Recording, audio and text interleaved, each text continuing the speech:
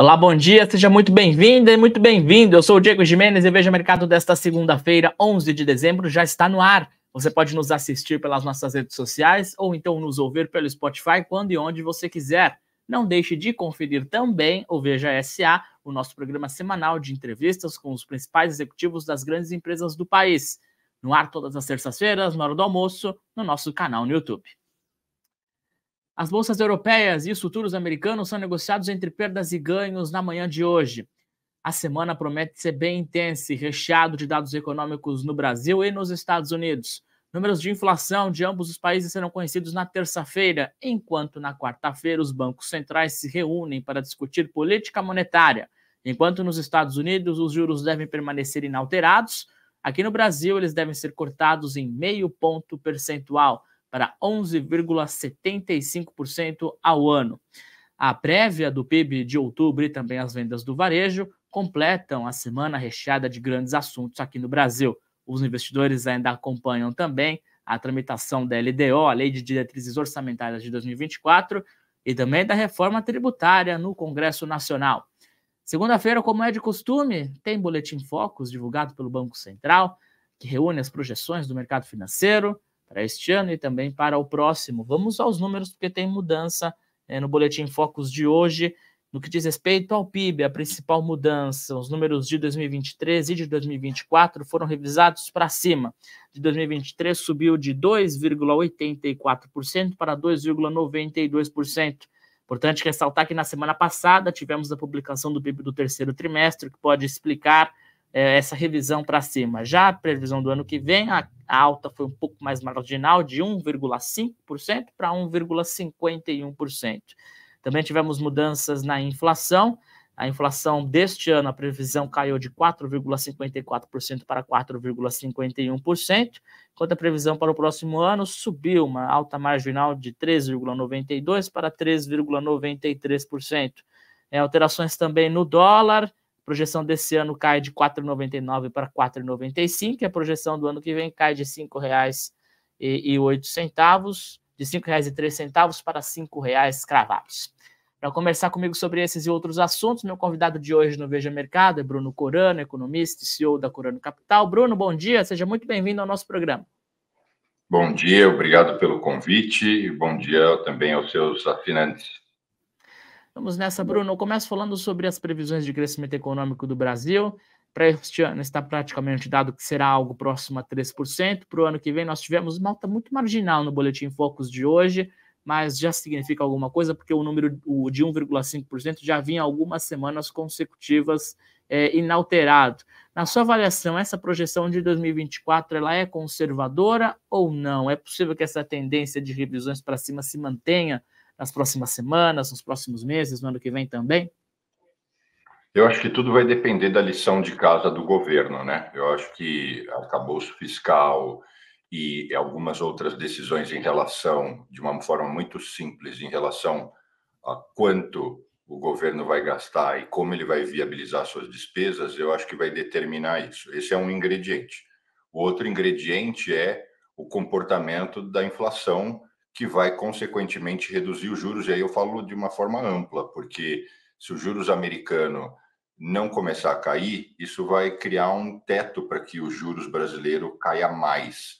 É difícil saber exatamente qual seria esse teto. Hoje a gente arriscaria dizer algo entre 9, 8,75, enfim, isso pouco importa, mas ali na casa dos 9 seria um teto. Dali para baixo, só conseguiria baixar os juros brasileiros se o juros americano cair. E para o juros americano cair, essa pressão sobre inflação aqui no mercado aqui americano precisa aos poucos ir cedendo, né? Já tem sinais que vai ceder, mas existe uma discussão aqui de mercado até a saída do payroll dessa última semana. A gente tinha um entendimento de que até o final do primeiro semestre talvez iniciasse uma curva de queda, mas o payroll voltou a sair acima das expectativas. Então, isso gerou um entendimento que esse possível corte de juros só aconteça ali, talvez por setembro, outubro, a depender dos dados, é claro.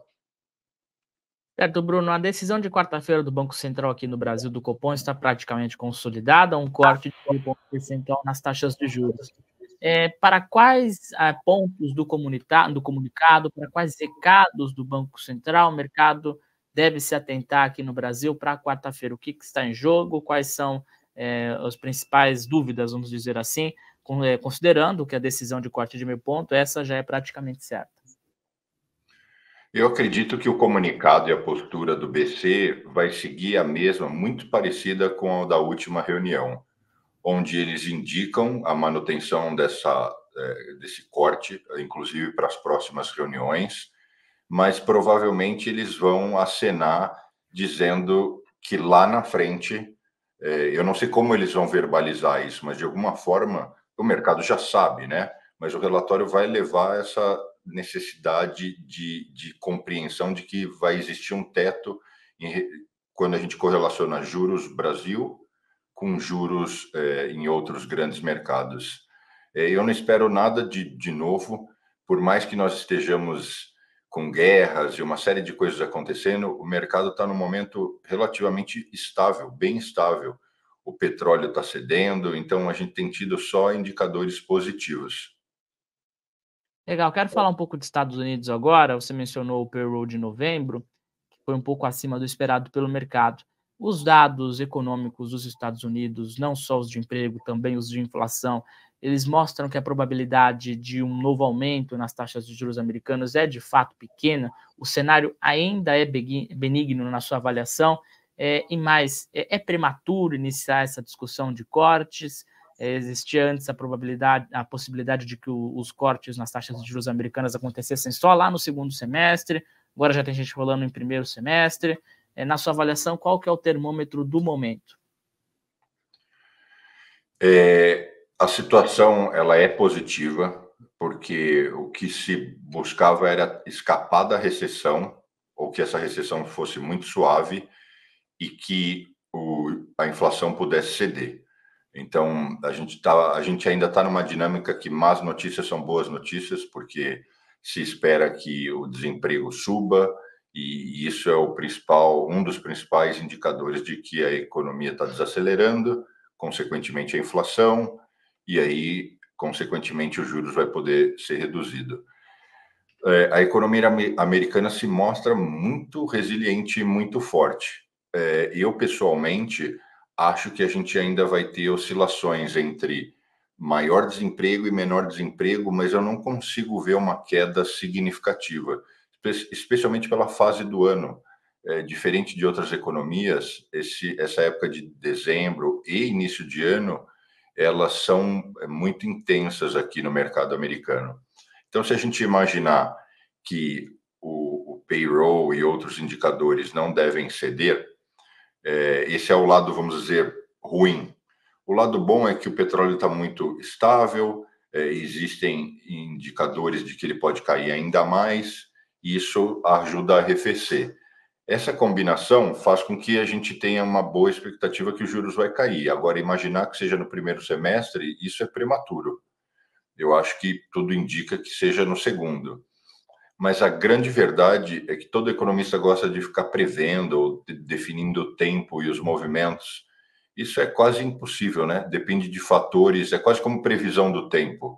Como estará o sábado de julho de 2024? Não sabemos, a gente só sabe que isso vai ser. E olha que o tempo é até mais fácil, né? Porque a gente sabe que vai ser verão no Brasil. Desculpa, verão aqui. Então, eu acho que é só com muita proximidade que a gente tem uma visão mais clara. Mas esse é o cenário, é o que pinta, é o que aparece para nós.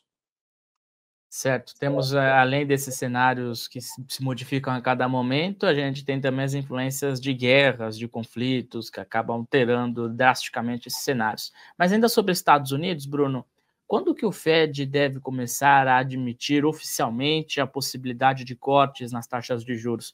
Até então, nós temos Jerome Powell, presidente do Fed, saindo pela tangente quando esse assunto é tocado, diz que não é o momento de discussão sobre cortes de juros. Quando que o Fed deve começar a admitir essa possibilidade? E mais, você falou sobre a expectativa do comunicado do Copom de quarta-feira, mas qual que é a expectativa do FONC lá nos Estados Unidos? Para quais pontos do comunicado, da coletiva de imprensa, o mercado deve se atentar? Eu acho que o Fed não vai assumir claramente que o possível corte de juros está chegando, certamente não antes do final do primeiro trimestre do ano que vem. Então, nós teríamos aí praticamente mais 4 meses de nada novo. Se os dados permanecerem indicando que a inflação está arrefecendo, que o emprego o desemprego está aumentando, mesmo que sutil, eu acho que lá por abril a gente deve ter sinais do Fed indicando para uma redução de juros relativamente lenta. Algumas pessoas aqui no mercado americano acham que o ano que vem, com muita sorte, pode terminar dezembro com algo em torno de 3, 2,75, 3. Eu ainda acho isso um pouco alto. Mas do mesmo jeito que nessa crise inflacionária os juros subiram relativamente rápido em várias regiões do mundo, eu acho que também elas tendem a cair com a mesma velocidade, porque não foi uma crise comum, né? Foi uma crise em detrimento da pandemia que desencadeou uma série de processos. Quanto ao FOM, eu acho que ele segue muito alinhado ao Fed, ao BC americano, que é apontar, ter um discurso de que a gente precisa dar tempo ao tempo, que os indicadores não estão ruins, que a inflação vem sendo muito bem combatida, que a lição de casa tem sido feita. E você mencionou guerras. Embora elas existam, elas estão absolutamente localizadas, né? Tirando o desgaste político, por exemplo, aqui do Biden ser muito questionado pelos republicanos pelo excesso de subsídio e fornecimento de apoio a Israel do ponto de vista financeiro, os conflitos eles estão bem localizados, contidos, assim, sem risco de expansão e sem um impacto econômico além do que já teve, especialmente só no início, quando gera aquele desconforto e instabilidade. Certo, os analistas do banco JP Morgan, eles estão um pouco pessimistas para o mercado de ações americano no próximo ano e consideram real o risco de uma recessão nas economias em 2024.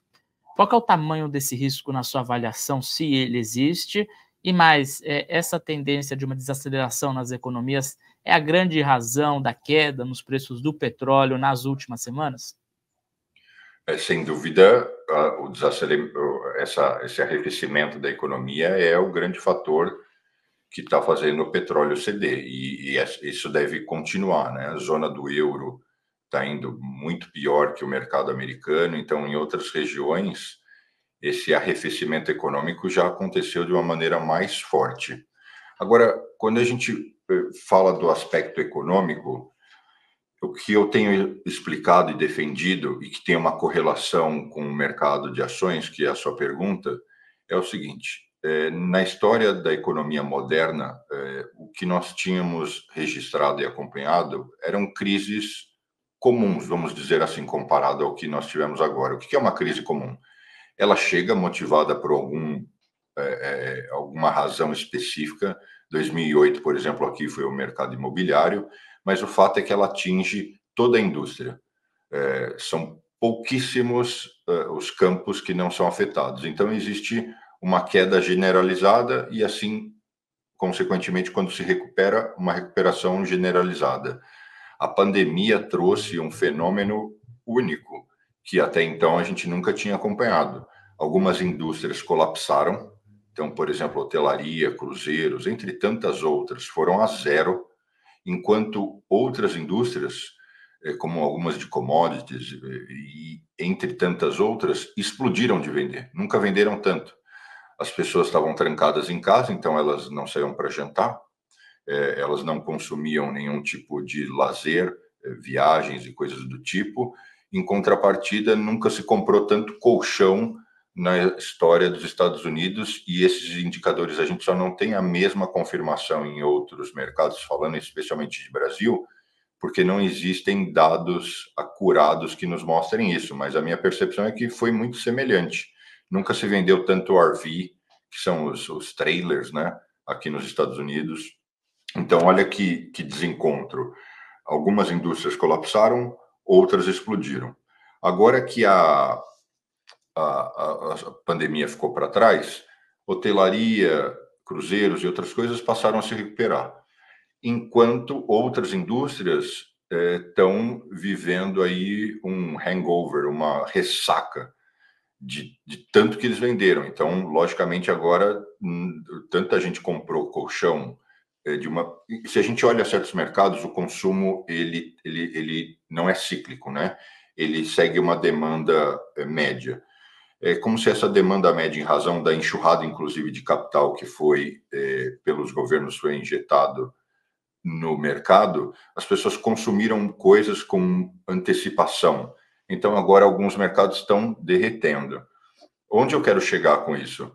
Quando a gente olha no mercado acionário, várias indústrias tradicionais, elas já sofreram uma severa correção, enquanto, por uma razão quase incoerente, as big techs não param de subir. Então, tem um descolamento. Em algumas indústrias que eu acompanho, como a de vidro, de plástico, de ferro, aqui nos Estados Unidos o valor das ações já foi corrigido, as big techs seguem disparando. Então, acho que esse é o temor. O temor é enxergar que existe ali uma bolha e que ela vai ter que sofrer uma correção. E se essa correção será de uma única vez, gradativa, com qual impacto? E lembrando que essas big techs representam por uma grande parte do índice, tanto é que o índice segue subindo em razão delas. Volto aqui para o Brasil para a gente falar de reforma tributária, porque a votação na Câmara dos Deputados, a votação final ainda não aconteceu, já está sendo adiada há algumas semanas. Essa reforma tributária ela pode ter subido no telhado neste ano e mais um possível adiamento para o ano que vem, pode frustrar o mercado e acrescentar algum grau de incerteza que até então não existia sobre essa reforma? Falar de política e Congresso é uma caixinha de surpresas, né? Eu ainda tenho esperança que a coisa prossiga, mas a gente vai saber isso exatamente essa semana, porque a gente está entrando na reta final do ano. Embora eu espere que prossiga ainda esse ano, eu acho que tem grandes chances da coisa ficar para o ano que vem. Mas pelo menos não existem mais indicações de que ela mude, né? Eu acho que a grande fotografia de como vai ser está aí, já está posta, melhor do que a situação existente, mas infelizmente com ajustes que receberam muitas concessões, né? Mas ainda assim era tão caótico, tão maluco o sistema tributário brasileiro que qualquer coisa já vai ajudar e muito. Outro projeto também que está na reta final do ano, tramitando no Congresso, é a LDO, a Lei de Diretrizes Orçamentárias do ano que vem. Essa teve finalmente o projeto em si protocolado no Congresso no final da semana passada, portanto, pode ser votada ainda nesta semana. Só que nessa LDO, a meta de déficit zero para o ano que vem, ela está mantida, por mais que grande parte do mercado, para não dizer que o mercado inteiro, o próprio presidente Lula também acreditem que esse objetivo de déficit zero é muito improvável. Qual que é o sentido, então, Bruno, na sua avaliação, de se aprovar uma LDO com déficit zero, sendo que esse objetivo é muito remoto essa possibilidade de ser alcançado, na sua avaliação? Na minha opinião, o sentido é empurrar com a barriga um problema que eles não querem ainda explicitar e reconhecer que o gato subiu no telhado. Eu sou muito crítico em relação a isso. E o que a gente enxerga é que existem correntes, o que é normal em qualquer negócio, empresa, grupo de pessoas, existem correntes no governo, uma querendo colocar uma política mais austera e outra que privilegia a ideia de que precisa se gastar e manter os diversos serviços e projetos e tudo em andamento.